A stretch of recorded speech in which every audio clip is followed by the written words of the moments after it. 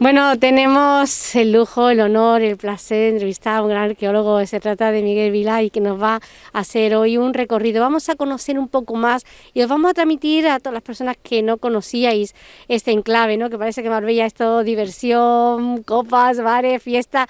No, tenemos una gran cultura, un gran hallazgo y que, bueno, pues se está preparando a los niños para que lo transmitan también y sea pues este futuro, ¿no? De conservación, que es lo que realmente es los legados que tenemos que conservar. Miguel, enhorabuena por tu trabajo, porque ¿qué haríamos sin vosotros, no? ¿Quién iba a transmitir todo esto? Así que de verdad, enhorabuena. Muchas gracias. Hoy estamos de enhorabuena porque es una actividad de divulgación entre los más pequeños, una de tantas, porque en este yacimiento, a través de la Delegación de Cultura, se hacen reservas a grupos y vienen grupos escolares. Hemos tenido el placer este mes de junio de contar con 3-4 colegios de aquí de San Pedro de Alcántara que han venido, grupos de quinto, de sexto, a conocer su patrimonio. Y son grupos que, claro, que el año pasado no hicieron excursiones, no pudieron con el tema de la pandemia, y este año lo han cogido con muchísimas ganas, con muchísimo gusto, y la verdad que es un impacto, porque venían con no solo ganas, sino con muchísimo interés y curiosidad. Ver a los niños haciendo preguntas coherentes, interesantes, realmente ha sido una experiencia magnífica. Lo de hoy es una cosa ya más específica, es un taller de arqueología, es una cosa que es una actividad donde van a hacer, aparte de conocer el yacimiento en profundidad, van a hacer una serie de tareas, ¿no? De mosaico y de fresco para, jugando y entreteniéndose, también a aprender, ¿no? Por otro lado, vamos a ver el yacimiento en sí, conocerlo. Tenemos un servicio de apertura que funciona jueves, viernes, sábado y domingo. Se abre primero las termas. El público puede visitarnos cualquier día de esos días, de 9 a 11 las termas y de 11 a 2 aquí en la basílica. Se recibe al público. Este yacimiento tiene muchos paneles, está bastante bien explicado a través de los paneles informativos, pero si el público tiene interés en conocer algo más o tiene más curiosidad, pues el equipo que estamos llevando esto somos todos arqueólogos y explicamos un poquito el yacimiento con un poquito más de intensidad si nos lo piden, o esto con la mascarilla, vemos que bosteza, vemos los ojitos vidriosos, entonces a veces aburrimos, otras veces no. Queremos, Miguel, como Santo Tomás, ¿no? Con el dedo en la llaga. Claro. Así que vamos a definir... Que quiere con concreción y ver cositas. Mira, os voy a explicar aquí en este panel. Bueno, el yacimiento de la basílica, tal como lo tenemos explicado en los paneles, se descubre con las excavaciones que se hizo con la colonia agrícola, ¿no? La colonia agrícola, desarrollando todo el sistema el impulso de mejora del sistema agrario, pues localizaron en este lugar los restos de la basílica. Entonces empezaron a excavar. Años después ya trajeron a los mejores arqueólogos que había a nivel en España, que era Pérez de Barrada, para hacer una serie de campañas de excavación que consiguieron delimitar el edificio. Pues la investigación ha ido avanzando hasta el presente, con lo que se ha delimitado el yacimiento bastante mejor. Entonces tenemos un edificio de planta rectangular, como podéis ver aquí en este panel, que además tiene un cementerio alrededor. O sea, alrededor y dentro, o sea, es un sitio sacro y es un sitio donde los cristianos quieren estar enterrados lo más cerca posible de la iglesia. Si no puede ser dentro, pues lo más cerca posible de las estructuras, ¿no? El cementerio luego lo veremos por partes porque es bastante interesante, hay muchos tipos de tumbas. El edificio en sí mismo es un edificio de planta rectangular, es un rectángulo con doble ábside, que dentro tiene 3 naves, la nave principal y luego tiene una nave lateral y otra nave lateral para la separación entre hombres y mujeres de los primeros momentos del cristianismo. Y después tiene 2 salas, 2 naves añadidas que amplían el edificio. Lo interesante de este yacimiento es que se conoce su forma y la distribución de cómo se organizaba en los espacios. Aparte de tener el doble ábside donde estaría el altar, tenemos una sala que es con un baptisterio, que es donde se hacía el ritual del bautismo. Muy interesante en este caso porque es un bautismo por inmersión, no es el bautismo con el rito que conocemos ahora mismo de iniciar a un bebé y meterlo en el cristianismo sin que sea consciente de lo que es, sino que se hacía un rito ecuménico, o sea, una especie de catequesis antes de ingresar al cristianismo. O sea, el nuevo ingresado es una persona que ya ha hecho una preparación, tiene una voluntad expresa de acceder al grupo, entonces pues tiene un ritual. De este ritual, pues aquí está el dibujito de cuando se encontró en su momento, y bueno, aquí tenemos una representación de cómo sería el baño por inmersión. Hay 3 escalones de ingreso y 3 escalones de salida, se entra por una punta y sale por la otra. La propia planta de la pila bautismal ya es muy singular porque es una forma de pez y además tiene una forma de cruz por dentro, o sea, es una maravilla. y es una riqueza patrimonial que tiene Marbella que no lo hay en otro sitio. Y además se conserva ahí tal cual, que lo hemos visto en otras veces que hemos pasado, se conserva. Se conserva muy bien, se le ha puesto un cristal de protección, porque bueno, un sitio que está expuesto a los elementos y hombre, por protección para el... Es una joya. Mantenerlo, tener el edificio, el cementerio, este entorno de protección que tiene y el futuro. El yacimiento tiene un futuro a largo plazo, a medio, ojalá que fuera a medio, pero bueno, a largo plazo de hacer un centro de interpretación, de seguir investigando. La duna que está justo aquí delante también es un yacimiento importante de época romana, que hay que datarlo, hay que concretar qué relación tiene lo que hay delante en la playa con lo que hay aquí, porque aquí hay muchas incógnitas. Un edificio tan interesante pues tiene que tener alrededor más elementos, aunque las excavaciones que se han hecho por el entorno inmediato no han dado resultado, pero no quiere decir que no vaya a haber sorpresa. En cualquier momento salta la liebre y empieza a relacionarse este edificio con otras cosas que puedan hacer en el entorno. Otra cosa como ha pasado ahí en Bolonia, ¿no? Exactamente. Exactamente. La investigación es una cosa que está siempre abierta y hay que ir contrastando los datos que van llegando. Es verdad que hay veces que la presión urbanística, este entorno está saturado, entonces hay una presión inmensa, pero también ese movimiento genera que se investigue. O sea, cada vez que se hace una vivienda nueva, necesariamente hay un informe arqueológico, entonces se van reuniendo datos y con esos datos es como un puzzle, al final tendremos por eso digo a medio y largo plazo, no a corto, no solo hablar, porque no es, en arqueología es muy difícil hablar a corto plazo. Digo, una cosa que yo siempre me pregunto cuando vengo por aquí, porque veo zonas a lo mejor muy verde y zonas muy secas, ¿no? ¿Hay posibilidad de que realmente hubiese agua, pasara...? El nivel de conservación, uno de los problemas que tiene este yacimiento es que la lámina de agua que hay subterránea, toda la zona de Marbella y San Pedro tiene un nivel geológico basado en Biscornil. El Biscornil es una playa fósil que se compacta y hace como una especie de lámina, entonces el agua que viene de la montaña viene casi en superficie. Este yacimiento en concreto tenemos zonas que son de lago, en invierno esto se nos va a poner verde todo como un cespecito y nos va a salir vegetación por todo lado. Controlar la vegetación de este yacimiento para que el público lo interprete y lo vea sin dificultad es uno de los retos que tenemos.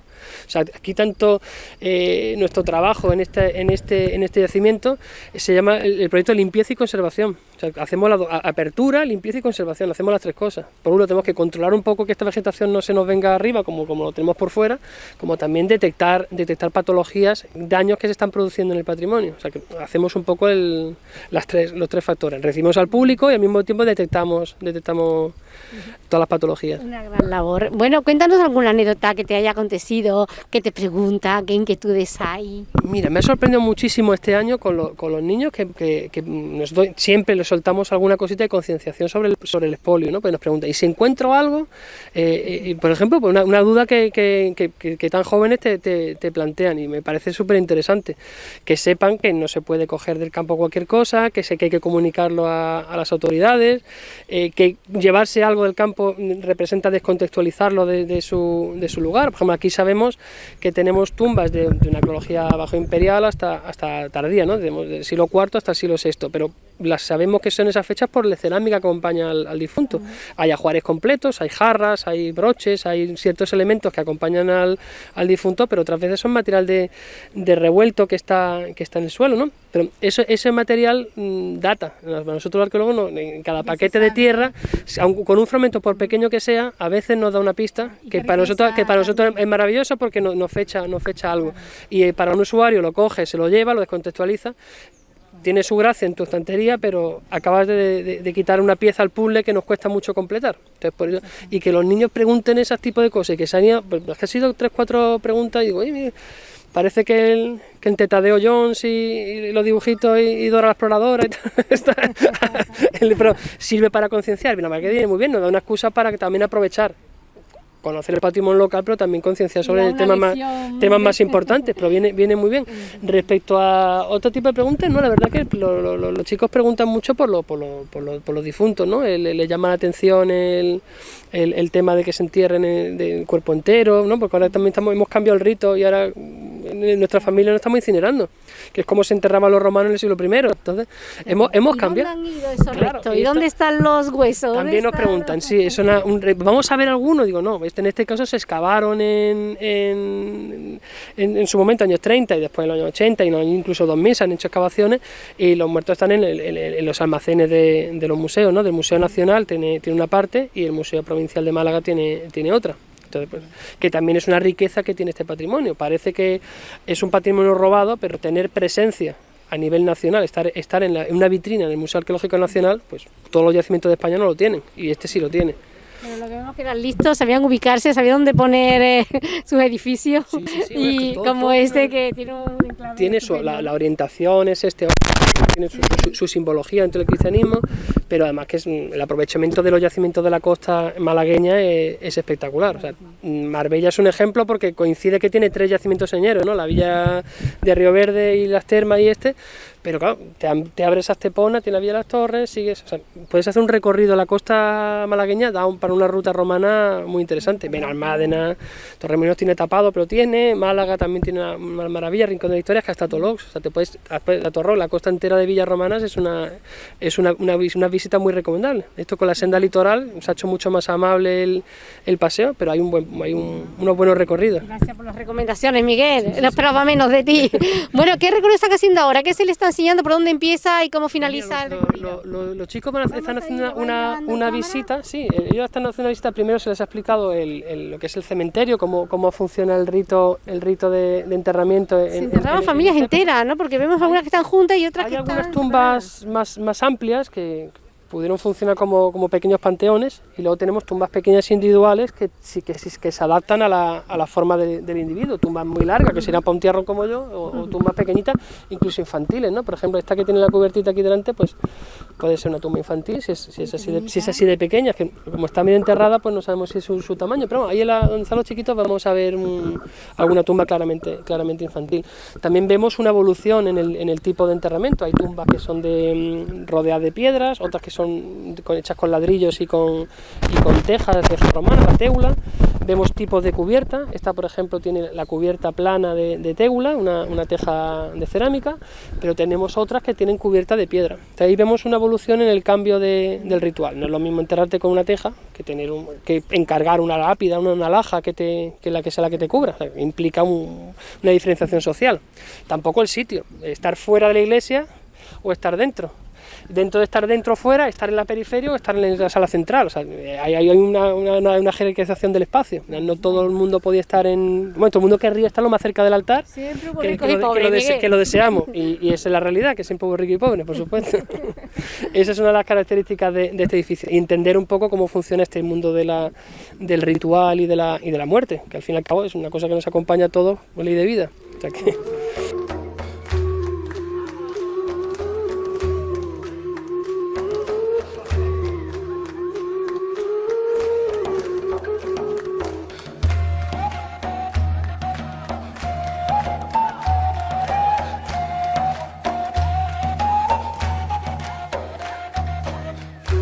Como os explicaba hace un momento con las cubiertas de la evolución que vemos en el tipo de enterramiento. En este caso tenemos aquí acumuladas unos tipos de tejas. Esto se llama teula.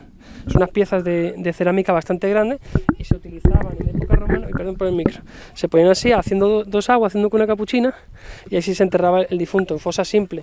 De ahí iban evolucionando hacia ya usar lajas de piedra traídas de cantera cercana, pero ya para enterrar al muerto de otra manera. Esto ya implica pues mayor rango social y un cambio también en la forma de enterrar. Las tumbas que tenemos por aquí vais a ver que tienen de diferentes materiales. Hay algunas que tienen recubrimiento de cemento, con el cemento romano, el caementum, y otras que tienen opus igninum encima. Por ejemplo, aquella que vamos a ir un poquito más adelante, esta tiene una cubierta, es como si fuera una bañera invertida, y se hace como un recubrimiento de hormigón, que es el opus igninum, es el mortero de cal, arena y fragmentos de cerámica. Por eso tiene esas pintitas rojas que veis. Estas pintitas rojas que hay aquí es lo que forma el opus igninum. Pues esto haría como una especie de cubierta, una bañerita, el muerto iría dentro y estaría totalmente protegida.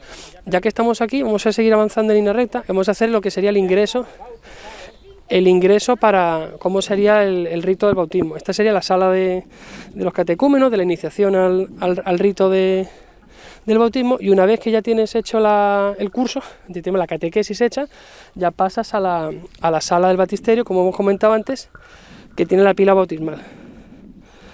Es una habitación que entera está cubierta con opus sininum, es una habitación completa, que tiene un suelo, un pavimento de mortero hidráulico, y aquí nos encontramos 3 pilas.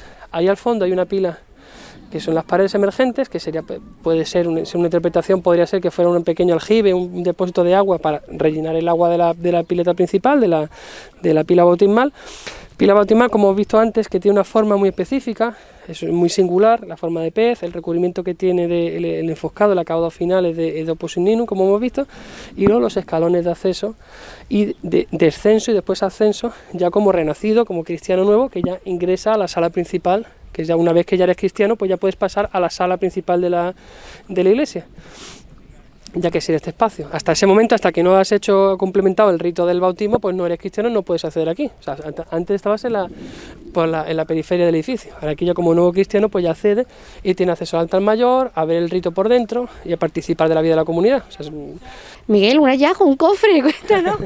en este caso, mira, cojo el micro. En este caso, como hoy es un día especial, estamos haciendo un taller infantil, hemos querido expresar el lugar concreto donde sería el martirio, donde sería donde estarían los huesos del santo o de la persona a la que se venera dentro de los primeros, el primeros ritos cristianos. Es muy típico. Bueno, nosotros también en las catedrales a veces hay huesos de santo, y ahí pues hemos querido expresar dentro de la apropiación del doble ábside que tiene este edificio, pues para explicar a los niños que existe el altar mayor, que luego existe una parte que es el martirio. Hemos hecho también una tumba, le hemos puesto algunos objetos, ahora lo vamos a ver, para que entiendan cómo es el rito de enterramiento y los objetos que acompañan al difunto hacia el más allá. O sea que tenemos algunas cositas que nos sirven como recurso didáctico para explicar a los niños un poquito el tema. No, es que habitualmente no está, son cositas, ¿no? Claro, ahí lo vemos, ¿no? Sí, ahí hemos puesto un hueso un poco más largo de la cuenta, pero no, entonces se trocea más para aprovecharlo en más iglesias. Pero bueno, aquí nos sirve para acercarnos un poco al patrimonio de una forma más simpática, y al mismo tiempo pues ya le explicas cómo por dentro este edificio, por ejemplo, que los niños se lo imaginen cómo iba decorado. Este edificio sería un edificio muy compacto, sería un edificio al ojo nuestro, sería como el prerrománico o incluso románico, muy cerradito en piedra, muy macizo, con poca luz, y por dentro decorado por los restos que tenemos en las paredes, que tenemos algunos elementos, algunas pistas que nos dan a entender que esto estaba pintado de rojo, que tiene un color oscuro. Y bueno, nos da pistas de cómo era el edificio por dentro. El suelo que pisamos está ya sobreexcavado, no estamos pisando el suelo original. La altura seguramente sería aproximada. Si habiendo tumbas, ellos no verían las tumbas, o sea, las tumbas estarían bastante por debajo. Para hacernos una idea del suelo original, podemos pensar en esta habitación, por ejemplo, ese suelito de cal que hay encima, o los escalones de entrada, pues esa sería un poco la altura inicial sobre la que podían pisar los ocupantes del edificio. Pero está todo esto muy transformado. Es verdad que no solo las excavaciones, sino cada limpieza que se hace, por lo que hemos comentado antes, la conservación del yacimiento implica hacer una limpieza continua, y quieras o no, cada vez que limpias te vas arrastrando algo. Al final estás moviendo algo de tierra, por poco que sea, se está sobreexcavando el edificio una y otra vez. O sea, por eso las tumbas se ven muy bien, pero el pavimento original pues no ha quedado prácticamente ninguna huella. Sí tenemos, por ejemplo, las pilastras de las columnas que esto van a soportar la cubierta.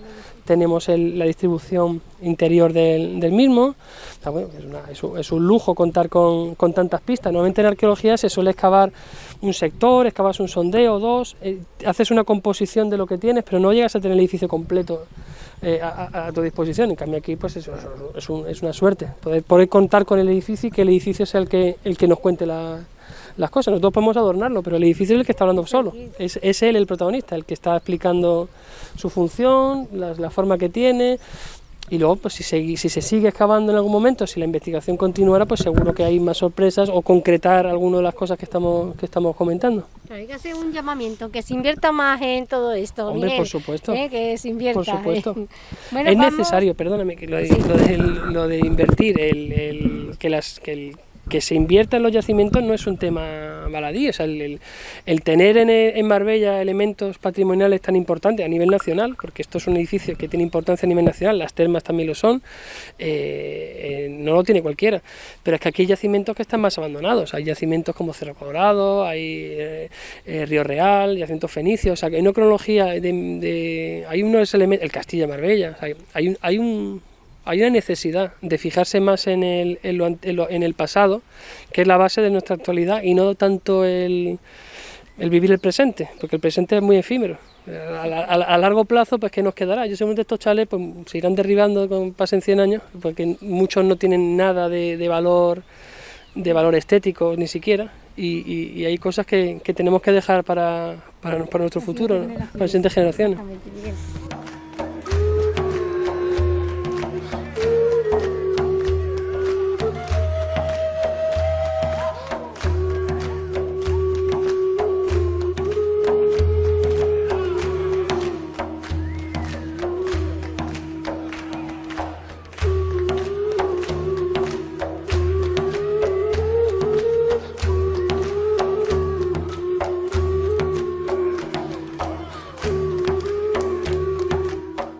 Bueno, el pavimento que estamos pisando es un pavimento original de canto rodado, es el acceso al edificio, y aquí podemos ver cómo las tumbas están aprovechando del espacio al máximo, están ordenadas, alineadas paralelamente al edificio, y hemos aprovechado una de ellas, que nos ha parecido una de las más interesantes por los materiales que tiene, porque nos permite explicar cómo es el rito funerario.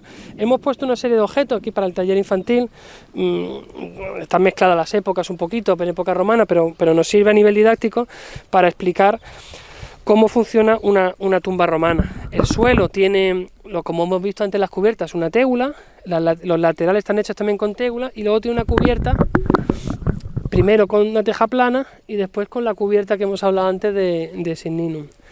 Dentro pues hemos puesto un ejemplo de qué podría ser el material que acompaña al difunto. Pues estas jarras han aparecido, bueno, no de este modelo, pero se han aparecido jarras aquí, broches y objetos personales. Ahí tenemos una fíbula, tenemos un colgante con una cruz, una jarrita de vidrio, pues un lote de monedas, un poco así.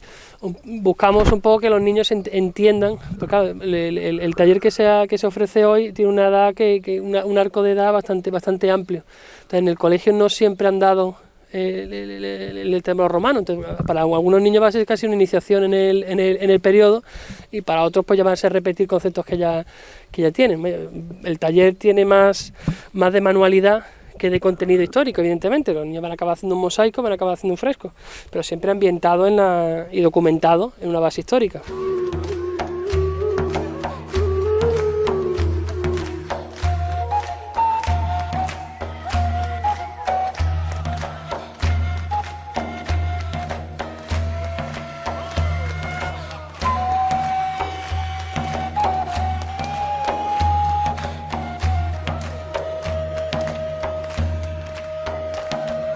Bueno, en estos dos paneles se explica un poquito la descripción del monumento y un poco la necrópolis, los dos elementos que se presentan aquí. Por un lado el edificio, por un lado lo que es el edificio y la forma que tiene, que lo hemos comentado antes de la pasarela, ¿no?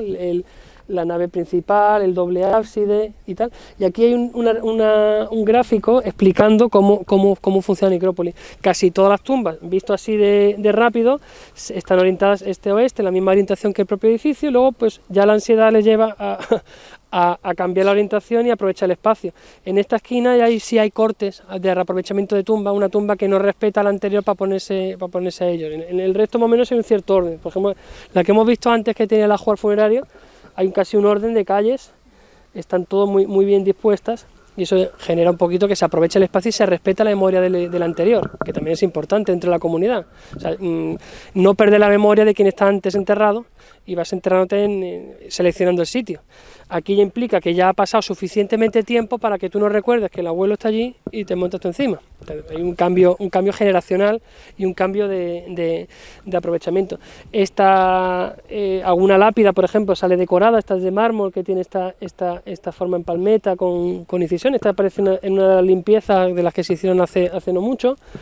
Y luego pues aquí en la necrópolis, aparte de explicar un poco la tipología de tumbas, que ya hemos hablado, de tipos de cubiertas, si están hechas con ladrillos, si están hechas con piedra, también se explica un poco a nivel didáctico pues cómo es el enterramiento, aparte de poniendo fotos originales de cómo fue la excavación, que aparecen los cuerpos completos, con muchísimo ajuar, con jarras completas, algunos broches, elementos de prestigio, y luego pues un poco explicando a nivel didáctico pues cómo sería el enterramiento, el proceso de excavación y cómo es el proceso de enterramiento, o sea, lo que nosotros nos encontramos cuando abrimos una tumba y el ritual que se hizo, porque posiblemente muchas de estas tumbas pues tuvieran algún tipo de estructura de madera, algún tipo de ataúd o la camilla con la que se lleva el difunto hasta el sitio, el tipo de mortaja, cómo han preparado al muerto para situarlo en la tumba, ¿no? Si le han puesto una mortaja, le han envuelto bien o a lo mejor no le han puesto nada.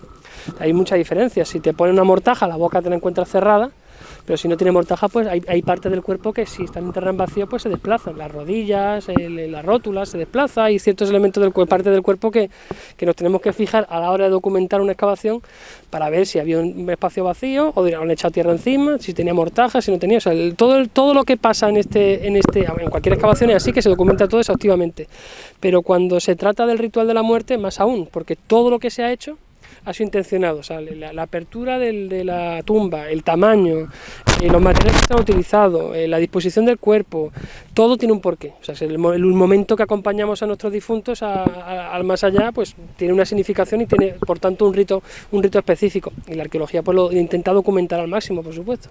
Qué alegría nos da, creo que estamos llegando casi al final, ¿no? Ya del recorrido, prácticamente, ¿no? Lo hemos hecho un poco... No lo hemos hecho con el orden que lo hace el público habitualmente, porque esto tiene una ruta de acceso, ¿no? Normalmente el público cuando accede al yacimiento lo primero que hace es subir a la tarima, que tenemos una tarima que tiene una visual en alto del yacimiento, que eso sí lo hemos hecho nosotros al principio, pero después ya hacemos el acceso al edificio, pues intentamos que sea el recorrido que hace el nuevo catecúmeno cuando accede al rito del bautismo, o sea, más o menos que sigue ese recorrido. Nosotros hemos hecho una ruta bastante completa por el monumento. Muchísimas gracias, Miguel, estamos muy agradecidos, ha sido un lujo para nosotros transmitir también a todos nuestros telespectadores toda esta cultura, y esto hay que seguirlo, así que mucho ánimo y para trasladarlos a todos, y sobre todo la labor que estáis haciendo con los pequeños, que es realmente preciosa. Enhorabuena, felicidades, muchas gracias.